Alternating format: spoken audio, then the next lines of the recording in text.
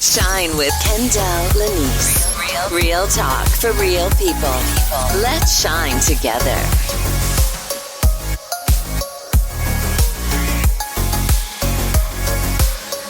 Allow me to introduce myself. Thank you for shining with me first and foremost every week on Shine with Kendall Lanice. I am a certified transformational life coach, speaker, author, as well as a certified financial coach. Each week I hope to elevate you, educate you, and entertain you with our various guests and various topics here on Shine with Kendall Lanice. Thank you so much for tuning in. Don't forget to tell a friend. And now on to this week's show. Hey everybody, how's everyone doing this evening? Thank you so much for tuning in to Shine with Kendall Lanice. Of course, I am your host, Kendall Lanice. If you're listening to this podcast for the very first time, welcome. Thank you so much for tuning in. If you are a faithful listener, I thank you. I thank you so much from the bottom of my heart for listening and being a loyal listener to Shine. This is the podcast that is growing. I think we're on, let me see, I know we're on episode 91. There have been 90 amazing shows thus far. And show 91 is today, and it's going to be just as amazing. If you happen to stumble upon this podcast, I'm so glad that you did. If you like what you hear, please subscribe to this podcast. Subscribing is very important.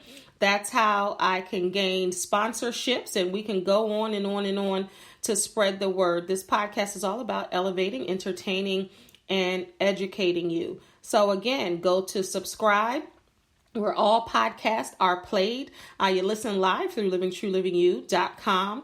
But you can listen to the playback anytime from anywhere. If you have an Apple phone or an Android phone, you can go to Google Podcasts, Apple Podcasts. You can go to Spotify, Spreaker. You can go to all the podcast outlets and you will see Shine with Kendall Lanice. Wherever you listen, please subscribe. It's totally free. You would just download the app with iProducts. I know Apple products, it's already there. It's a little purple icon. And you just go in there and you can listen from anytime, anywhere, share with your friends and family. But most importantly, subscribe and listen. Today's show is going to be nothing less than amazing because I have amazing guests and I have an important topic I want to discuss. It is October 2019. So October is a powerful month. It is Breast Cancer Awareness Month. So before we get started with my guest, I'm going to read some statistics. I believe in being prepared. So you will hear paper shuffling around because I want to make sure I read this correctly. Breast Cancer Awareness Month, October. I just want to really stress that. And if you're dealing with breast cancer or you're a survivor of breast cancer or you know someone who is going through it right now, every month is Breast Cancer Awareness Month. You know how it is. They give us a month for this, a month for that. But just like Black History Month, to me, it's 365 days a year. So is Breast Cancer Awareness Month and other powerful and meaningful topics and subjects and diseases and all of that. All right, so U.S. breast cancer stats. I'm just going to read some to you. The stats say that 1 in 8 U.S. women will develop invasive breast cancer over the course of her lifetime.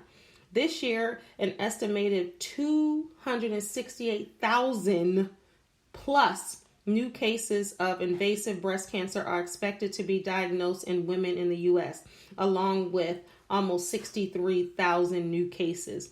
Breast cancer is the most common cancer in women, no matter your race or ethnicity. However, Black women had lower rates of getting breast cancer, but higher rates of dying from it between the years of 1999 and 2013. Hopefully, podcasts like this because I do a annual breast cancer awareness month podcast. Sometimes I do it more than one time a year, but it's important for me to do that on all of my shows, all of my platforms, is to really get the word out about breast cancer. So again, hopefully podcasts like this, we're helping the numbers decrease. All right, so death from breast cancer are going down among both black and white, especially younger black women. Now listen.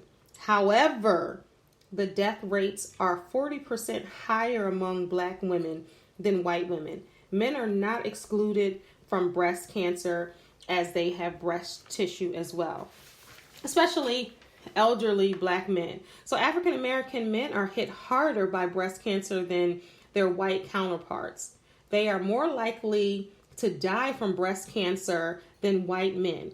They are less likely referred to an oncologist or get chemo. Of course, there are disparities in the healthcare system for African American men.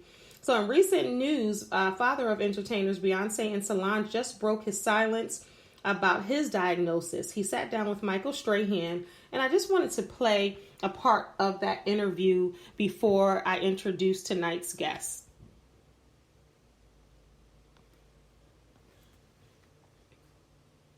Now, as we mark Breast Cancer Awareness Month, we have an exclusive interview with Beyonce's father, Matthew Knowles. Michael, you had a chance to sit down, talked about something very personal today. Yes, sat down with Matthew Knowles, Robin, and he opened up about being one of the thousands of men diagnosed with breast cancer every year.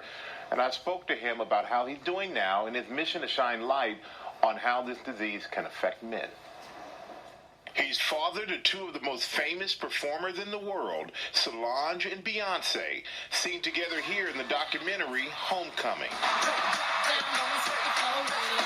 As Beyonce's former manager, Matthew Knowles had a say in her name since her days in Destiny's Child. But this morning, the 67-year-old is sharing something very personal about his own life. It is Breast Cancer Awareness Month, and you decided this was the right time to share some news about your health. What I want to share, Michael, is that I also am a survivor of breast cancer.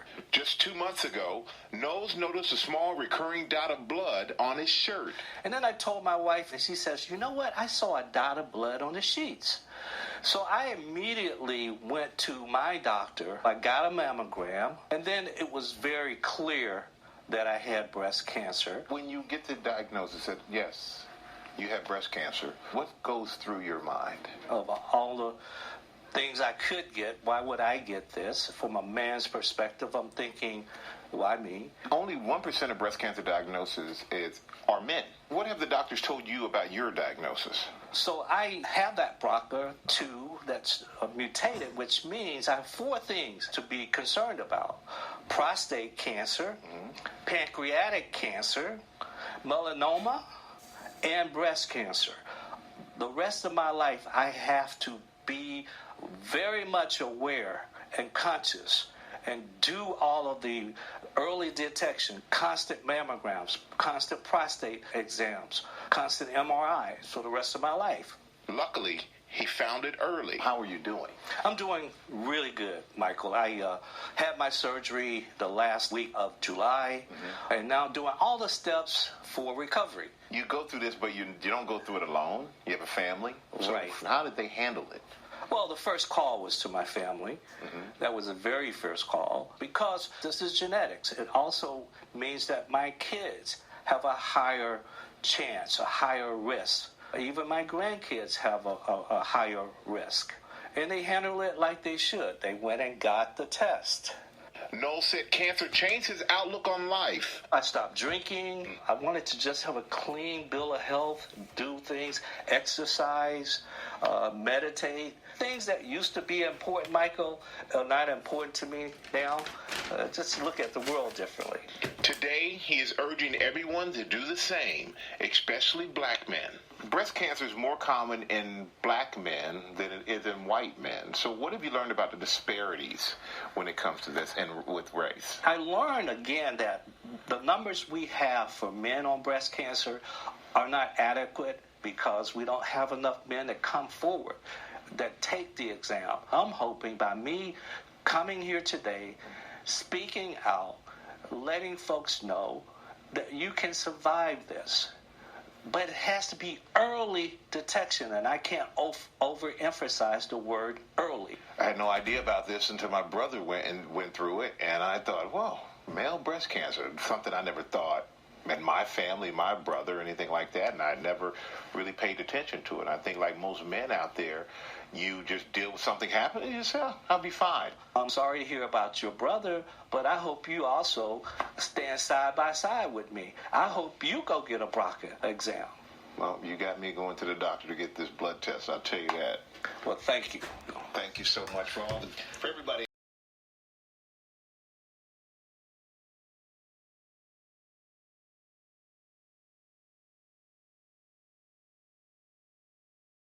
All right, and I wanted to play a part of that interview. I'm sorry, I had some technical difficulties, but I wanted to play a part of that video just to really put it in perspective for you. We always talk about women with breast cancer, but we rarely talk about men with breast cancer. So anybody that has breast tissue can get breast cancer. All right, so without further ado, I don't want to take all of the time away from my wonderful guests. I'm pleased to have two courageous women on tonight's show.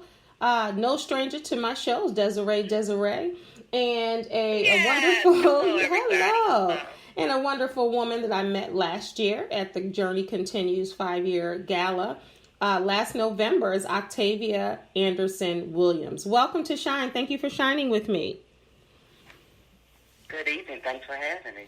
Good. I'm so glad that you ladies took the time to be on the show. I'm not sure if you heard some of the interview with Matthew Knowles. Did you hear that a bit? Yeah, I've heard it. I'm not sure, and I hope it played. I'm not sure if it did or not.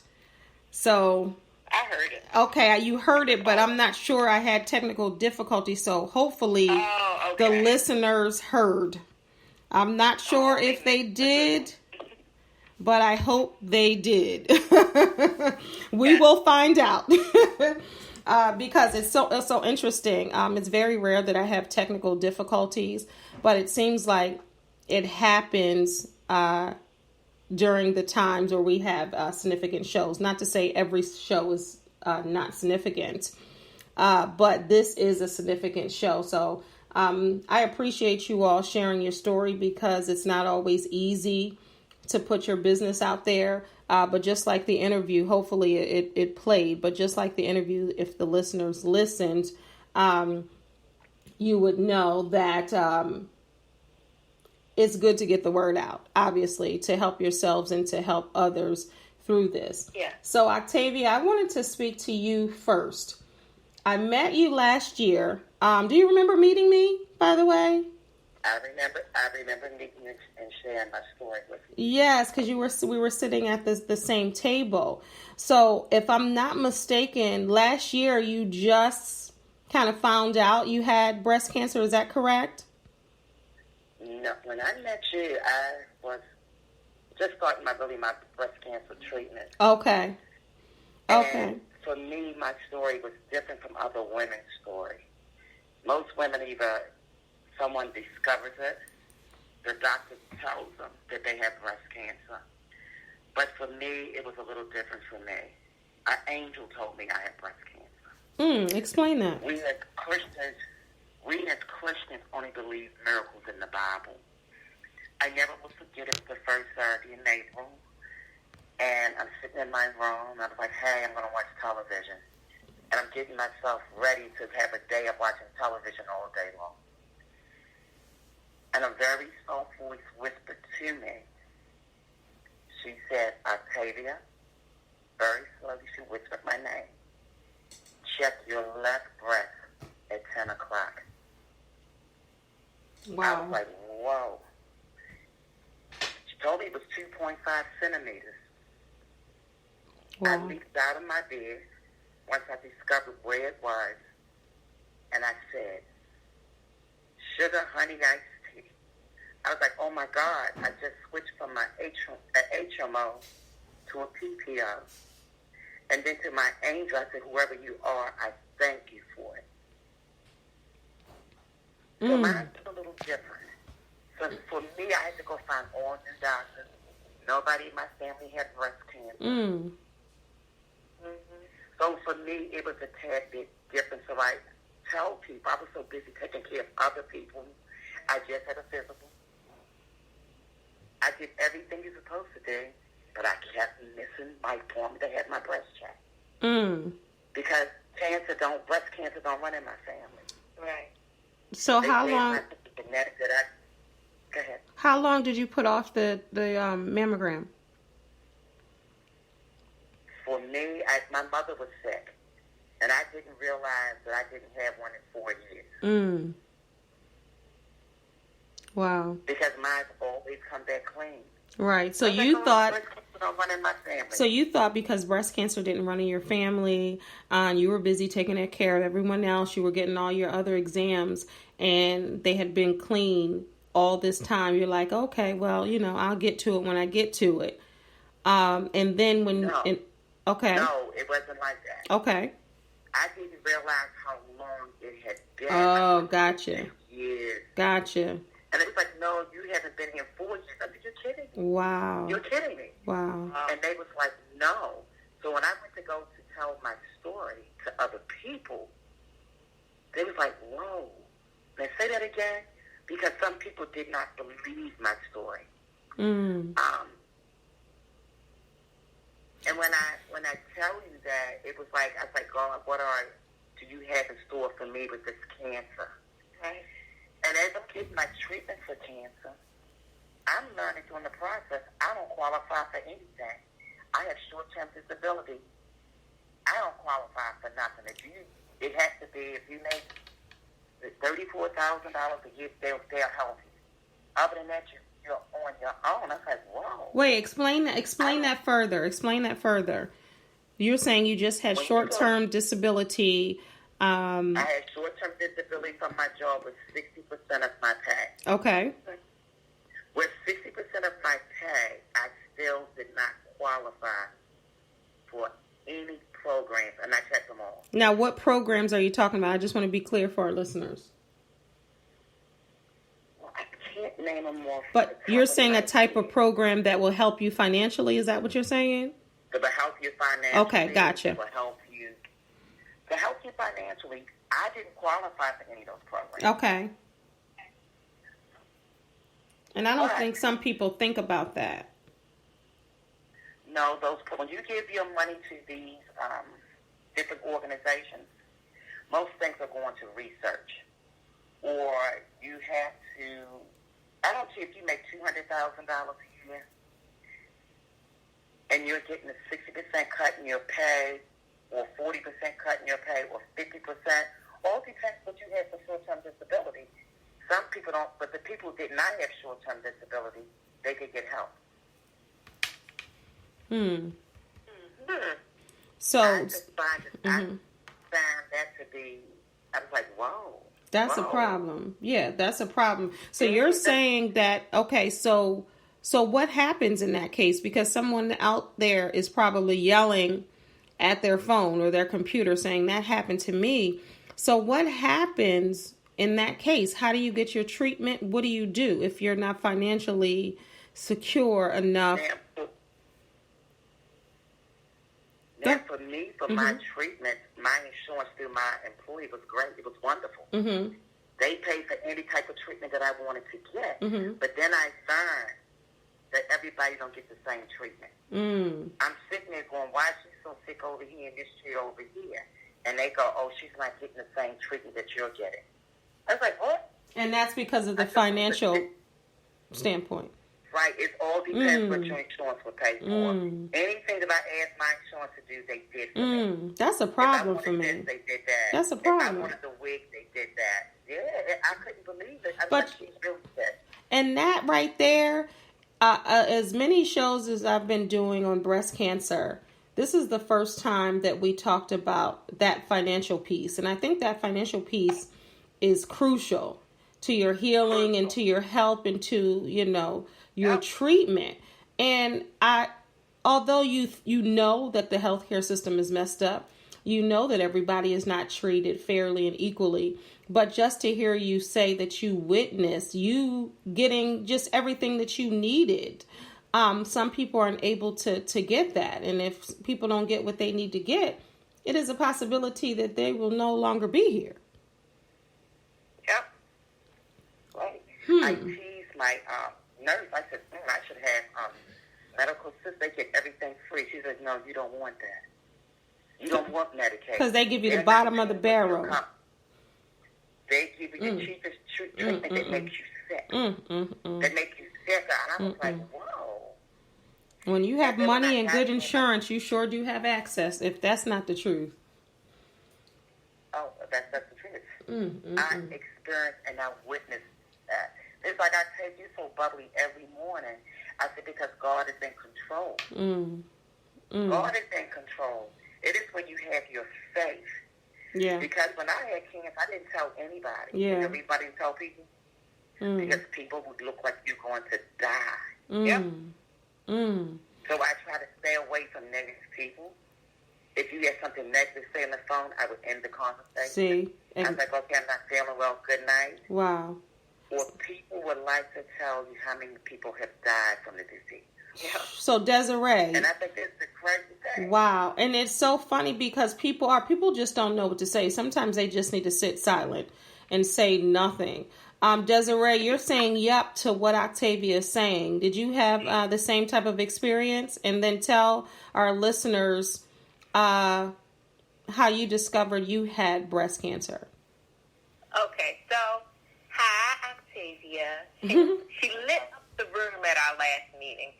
But it was similar, but I must say that just like she said, her story is different. Like everybody's journey, that's why we're part of the journey continues. Like your journey is different. My journey was very different in many different ways, but similar in many different ways. Like my family didn't have breast cancer. I didn't have a history of breast cancer in my family, but I do think with families of color, we don't necessarily share everything. Like I can't go to my grandmother or my great-grandmother and be like, Aunt so-and-so looked a little different. What's up with her? That's not something that is necessarily openly shared. So I will say that. But without that kind of secrecy in that type of issue, But so it's the first in my family. What she said about the whole health insurance issue, that was not like a huge thing, but it was a thing that I was worried about, I was concerned about, and that is something that can help delay your healing, your peace, your clearing your mind in order to reach out to God and speak and talk, because you hear in the back of your mind, you need to find that thousands of dollars in order to pay for this, that, or the other. So that is a big thing in terms of health insurance. And so with that, that's the similar and then the not similar with Octavia that she had mentioned. And also the whole, you have to be careful who you share that information with, because they will give you a death sentence off top. They're gonna write you off, and all sorts of things. And the thing that really made me mad was, I was going through the very heated part, treatment and so forth, and there were little things that people would notice, like I was on steroids, which blew me up. But people, when I shared it with people, so not only did I get the death sentence from people that I thought, loved and cared for me, but also you would get from people that didn't know you. They'd be like, "Oh, you don't look sick," and I'm like, there is no real. People don't know what to say. Sometimes I always say, if you don't know what to say, just don't say nothing. Sometimes you just be silent for me. Just be silent and hear me out, and be there for me. Like, you don't necessarily have to say, because you will go. Sometimes you can go the wrong way. But the death sentence was my hated statement, which was, "Well, you don't look sick," and I'm just like, wow. If you saw all of the medication I take, you would not even say that. So, and both of you are a light. Octavia said that you said that people said you're always smiling, you're always happy. And Desiree, that's you. You're always the same. And both of you, I found that interesting. Both of you said that. For listeners, where does that come from? Because a lot of people will break a nail and they're mad all day. They're upset all day. Or somebody stubs their toe and they're just angry and mad and they're not even smiling because they're going through that. What made you guys still be a light in the middle of this dark period? Or was it a dark period for you? It was not a dark period for me because I had my faith. Mm-hmm. And before I had my surgery, I actually went to Jamaica. Oh, okay. My doctor said, we moved to Rome. He's like, hey, I said, I'm going to Jamaica. I went to Jamaica. I went to Jamaica not knowing that I had to have chemo, but I knew I had to have radiation. That was the first time I cried with the cancer. That was my second time. Mm-hmm. Because before I went to have my surgery, I think I should at least tell somebody at my church. So I told Judge Brown about, and he prayed with me. Mm-hmm. And he looked at me and I said, either way it goes for me. Either way it works out for me, I'm fine with that. Now, why did you cry? Why did you? No, why did you cry when they told you had to have radiation and not just chemo? No, the chemo is what I cried for because I only knew it was radiation, and I knew how rough chemo was.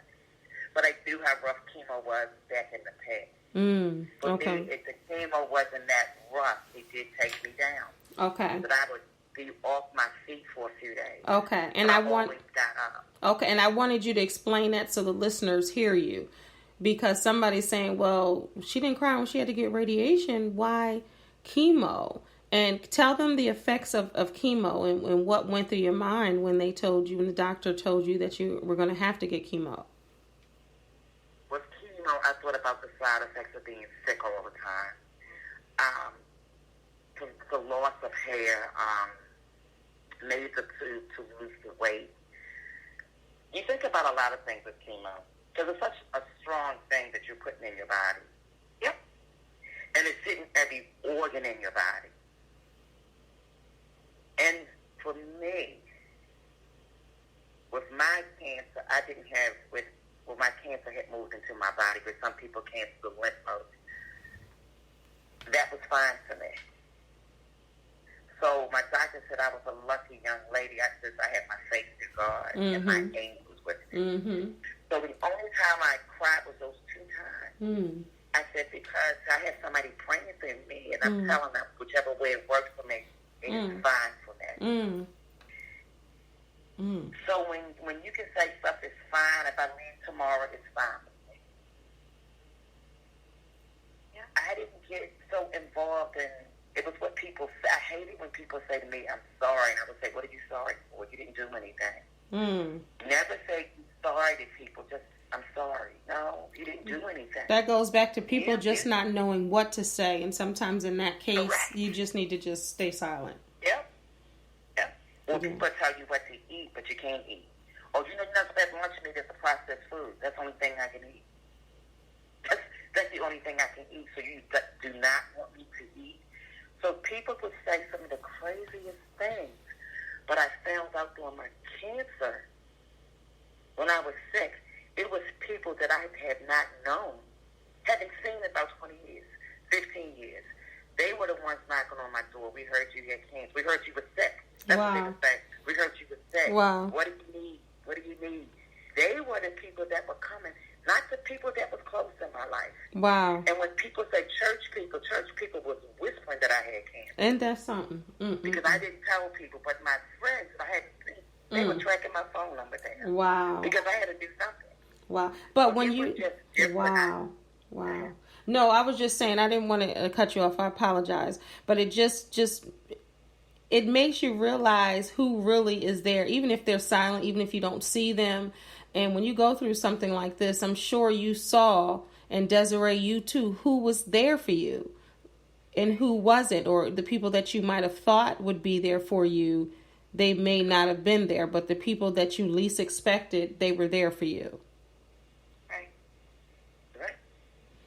Wow. So they were showing up, knocking on my door, sending me food. I tell people, do not send me another Uber with crab cakes if I can't take it. I love crab cakes. So my friends knew I love crab cakes.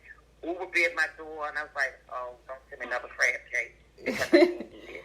It has I had lost my taste. Oh, wow. The chemo, that's a side effect? That's a side effect of chemo, but what I kept doing, I would eat anyway. I couldn't taste anything. Wow. I'm just tired of a girlfriend who, and I tell her all the time, I said, you would get me up. She would knock on my door, come over to my house. I'd be fixing her breakfast or something to eat.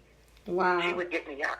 Wow. She would get me up every morning out of my bed. Wow. And then she would come over here and say like 15 minutes or 20 minutes or enough to eat. And then she would leave. Wow. But it made me get up every day. Yeah. Yeah. It made me get up. She was like, come on, I want to need you to ride somewhere with me. I was like, girl, I'm just so tired. I don't feel like riding. She said, but you look good. I said, but I'm tired. Wow. And sometimes people just don't understand because I look good. Yeah. And I'm laughing. Sometimes I am tired. Wow. Yeah. But when you are the only breadwinner in your house, you got to get up. I got to get up. Yeah. Yeah. Yeah.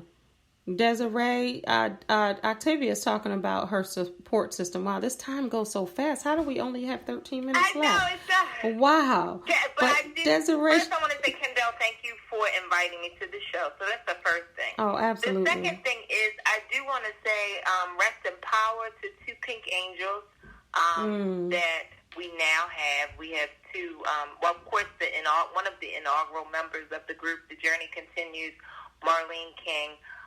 She passed away. And also Kim Brown, she just passed away as well. So I just had to, say, thank you to those two pink angels that did their fight. They fought. They did their fight. They definitely did their fight. Absolutely. But you were talking about Octavia. I love hearing her at the meetings and everything. But when she talked about the support system, support systems, again, are very, very important. Kendall, like my mom is like, she's my biggest supporter. Of course, that's my mother. Mm-hmm. But my friends were a great support system, and in different ways. Like, my support system, everybody had their own lane in terms of what it was in order to support me during my dark moments. Because I can say from the person that I believe Octavia and myself, that we both know Yvette, and you know Yvette. Of course, Kendall, yeah. Her lane was, because I didn't talk about me having breast cancer for about 3 years.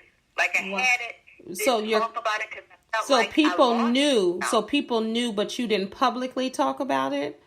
Is that what you're saying? Correct. I didn't publicly talk about it, and the reason people knew was because of the chemotherapy, and I had lost my locks. Remember, we had talked about locks and stuff, so I had those for like 30 years, and when I went through chemo, that was one of the things that I did have removed from me. So everybody kind of knew, like, wait a minute, you used to have locks. What happened? So it was kind of, that was the thing that said, for most people, that's what most people think. If you don't have any hair or you lost your hair, then, that person has cancer. That's what they'll say. So that's, what happened. I didn't talk about it. Now I do, because I know it's very important to share my testimony with everybody so that they'll know, and we can stop the numbers from going up in terms of Black women and breast cancer. So. Absolutely, and I thank you for sharing your story, both of you. I think it's important. I know it's important to get the word out because we're losing people, Yeah. And when you just talked about the Pink Angels, both of you, how does that, does something go through your mind when you know someone passed away from breast cancer and you're still surviving? How does that make you feel when you hear that, if anything? Well, yeah, it makes me feel like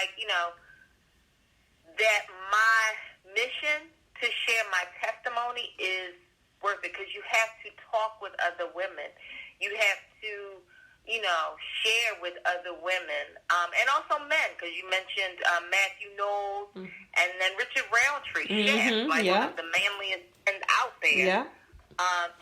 Just within the community, that this is a health disparity that we have to, we have to get a hold of, because it's a silent thing that we just need to talk about. So that's why, now I talk and, I just share my testimony and try to, wherever I can, be there on the street. Yeah. October, February, March. Yeah. It really doesn't matter. Because, it's important. Yeah, absolutely. So, Octavia, so what stage are you in right now? What's going on with you in your diagnosis? What's happening with you now? I am cancer-free since August 20th. Woo! 20 was my anniversary. Yeah. Wonderful. And for me, when people talk about people dying because of my faith, I can't keep you here. Right? Only the man upstairs can keep you here. And when some people say people have given up with the cancer, they have given up.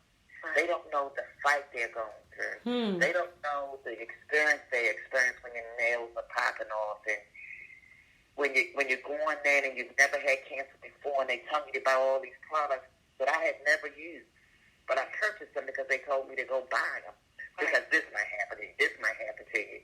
And the people sitting there, they scare me to me. I think when you are diagnosed with cancer, there should be somebody there walking you through. I agree. As to what might happen. For me, I had friends who had cancer, like that, my girlfriend Michelle. I had people that were calling me, hey girl, how you doing today? And it was the support system that I had that I was just not fearful. Maybe because the angel told me, and I knew that I was gonna get through it. I never forget what my pastor said to me when he found out I had cancer. He said, "Why didn't you tell me?" I said, "I'm going to tell you when an angel already came to me." Right. She already came to me. I already knew the power of prayer through my mother. I've been praying since I was a child, so I know the power of prayer. Yeah. And when people do not believe certain things, or people doubt you, you can believe whatever you want. Yeah.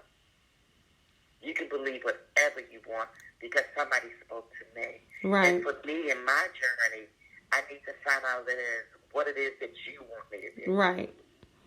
Because I think that's very once key. I find out that platform, once I have that platform to find out what I need to do, perhaps I can help another woman or a man, or someone else, or speak to a child when their mother has cancer. Doesn't mean that she's going to die. Yeah. And I think people get so nervous and so scared because they do, like you said earlier, Octavia, people coming up to you just saying foolish things. I think that's what people think. It's a death sentence and they're scared instantly. But like you said, your faith kept you in positive thinking, and whatever God's will, you were at peace with that. And Desiree, what is the importance of positive thinking when you're going through something like this, or when you're living through something like this? There's no other option. There's no other option. Positive thinking, being grateful every day. Because if you get into a dark space, which you may, and you stay there, and you wallow there, that your healing is going to be, much more difficult. So I do think positive thinking is, it's very important that when they give you the death sentence, you don't accept the death sentence. If they, if they don't know, your journey per se, and how awesome you are because you did make it through with all the different bodily changes and stuff, that and you have to keep moving forward because your voice is needed. Your story of what has happened to you is needed for the next person. Absolutely. So Octavia talked about her mammogram and how she was doing everything for everybody else, and she was keeping up with the other appointments, and breast cancer didn't run in either one of your families. Give that plea. We don't have that much time, but Octavia first and then Desiree. Please give a 30-second plea on early detection and why they should get their mammograms. And we got to keep it short. It's important to take care of yourself first. If you don't take care of yourself first, how are you able to take care of your loved ones? Mm-hmm. You should always mark it on your calendar, make it like your birthday, a special day, that you go get a checkup. Don't be afraid if they tell you something. Just stay positive. That's good. That's good. Yes. Early detection is the best protection. I still go by that. You have to, like what Octavia just said, you have to take care of yourself. You really, really do have to know yourself and take care of yourself. And it's important to do that. Listeners, if you're listening, if you get the diagnosis, these are two survivors on the line. It doesn't mean that it is a death sentence. Early detection, allow that to be your protection. As Desiree said, Octavia said her faith brought her through. She was comfortable with what happened. An angel told her that she needed to get the exam. So whether an angel comes to you, whether your doctor makes the appointment, whether a friend tells you you need to go, it doesn't matter how you get there as long as you get there. I encourage everyone to get their mammograms. If you don't have insurance, you can contact me if you're in the Baltimore County area. I have some coupons for everyone to go get a free breast exam. In your cities and states, a lot of clinics, a lot of people test or give mammograms for free. You just have to look them up. And you just have to research and to find out. But don't allow not having any money or insurance stop you from potentially saving your life. All right, Desiree, if you can tell someone briefly, just give them a word of encouragement if they just got the diagnosis in about 30 seconds. And then Octavia, you too. And then we're going to end tonight's show. Okay, so I got to do this. Make sure if you need any information, contact the Journey Continues Breast Cancer Support Organization, www.tjccares.org. And for empowerment, just keep it moving. You have pink angels looking over you, and they will keep you moving through. Thank you. All right, Octavia. For me, I would tell you to don't listen to other people say. Don't listen to the naysayers. If people are negative, you need to move them from your life. Because right now, you only need positive people in your life. I always say share it with a friend. I wouldn't share it with everybody first because you don't know. You don't know what you're going to do yet. Yeah. Wonderful. Thank you so much, ladies, for joining me on Shine. I appreciate you shining with me. You are an example in the light for many out there. Thank you, ladies. Thank you. Thank you. Thank you for having me. Thank you. I hope you'll come back next year, Octavia, or even before that. Whenever you're ready, just call me. All right. Wonderful. Yeah. I got a lot of shows going, so you might, if you're not on this one, you'll be on another one. Okay. But wonderful. Thank you. Thank you guys for listening. Don't forget to subscribe and share with your friends and family. October is Breast Cancer Awareness Month. Go get your mammograms. Remember, guys, you are a star, so don't allow anyone to dim your shine. Until next time, peace. Shine with Kendall Lanice. Real talk for real people. Let's shine together.